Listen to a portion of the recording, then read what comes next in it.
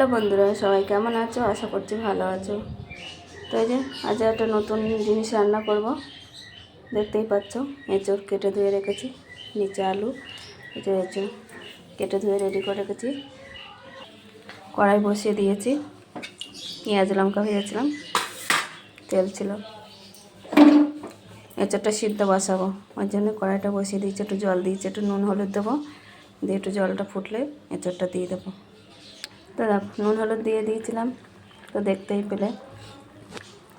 নুন হলুদ দিয়ে তারপর এঁচড়টা দিয়ে দিয়েছি, জল ফোটার পরে এবারে নামিয়ে নেবো, বেশিক্ষণ ফোটাবো না। হয়ে গেছে, নামিয়ে নেবো।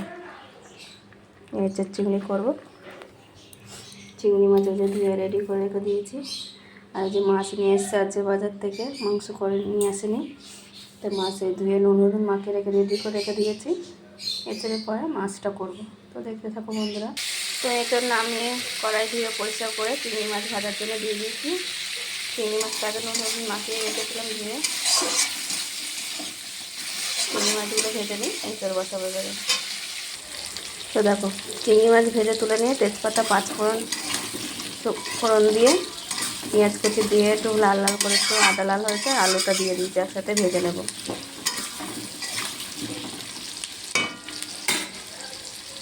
আলুটা একটু ভাজা ভাজা হয়েছে, এবার একটু নুন দেবো।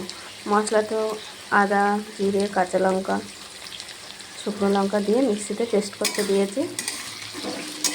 একটা টমেটো কেটে দিয়ে দেবো, একটা টমেটো একসাথে দিয়ে দিলাম। একটু ভাজা ভাজা হলে মশলাটা দেবো, টমেটোটা আলুর সঙ্গে, তাহলে কাঁচা গন্ধটা থাকবে না। মশলা হলুদ দিয়ে দিয়েছি, একসাথে কষিয়ে নেব। টমেটোটাও গলে গেছে,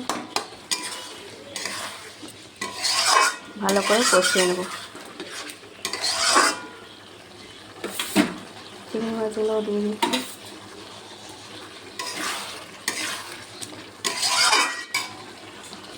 মশলাটা খুব সুন্দর কষাটা কমপ্লিট হয়েছে। এবার এঁচড়টা দিয়ে আর একটু কষবো, কাঁচা গন্ধটা চলে গেছে। এবার এঁচড়টা দেবো, দিয়ে একসাথে কষে নেব।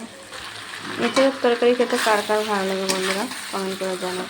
এঁচড় আমার তো খেতে এঁচড়টা আমার প্রিয় খাবার, খুব পছন্দ। তুমি যেমনভাবে রান্না করে দাও না কেন, অনেক রকমভাবে করা যায়। আমার শাশুড়ি মা করতেন নিরামিষ তরকারি, এঁচড় ছোট্ট ছোট্ট করে কেটে খুব সুন্দর, তার মধ্যে কড়াই ডাল ভেজে দিই। এই রেসিপিটা এমন করে দেওয়া আছে আমার প্রোফাইলে, তোমরা চাইলে গিয়ে দেখে আসতে পারো।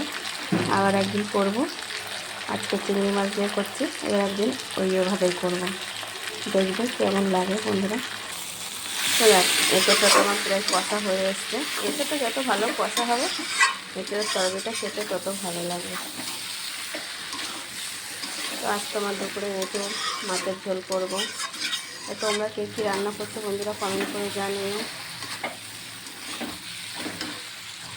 কষা হয়ে গেছে, এঁচড়টাতে জল দিয়ে দিয়েছি। নামানোর আগে ভাজা জিরে গুঁড়ো দিয়ে দেবো। দেখো, একটু ভাজা জিরে গুঁড়ো দিয়ে দিচ্ছি। হয়ে গেছে আমার এঁচড়। তো আমি এঁচড়টা একদম ঘরোয়া পদ্ধতিতেই রান্না করেছি, আমি অন্য কোনো আলাদাভাবে কোনো মশলাও দিইনি। দেখতেই পেলে আদা, জিরে, কাঁচা লঙ্কা বেটে নিয়েছি। আমার এঁচড়টা রান্না হয়েছে, একটু ঝোলঝোলই রাখলাম, টেনে যাবে ফোনে। তো বন্ধুরা, আমার এঁচড় রান্নার ভিডিওটা কেমন হলো কমেন্ট করে জানিও। সবাই ভালো থেকো, সুস্থ থেকো। সবাইকে জানাই শুভ দুপুরের অনেক অনেক শুভেচ্ছা ও ভালোবাসা। সবাই ভালো থেকো। আর তোমরা চাইলে এরকম ঘরে রান্না করে খেতে পারো, এঁচড়ের তরকারি খেলে কোনো অসুবিধা নেই। সব হচ্ছে গোটা মশলা, কোনোটা মশলার গুঁড়ো টুড়ো কিছুই ব্যবহার করিনি।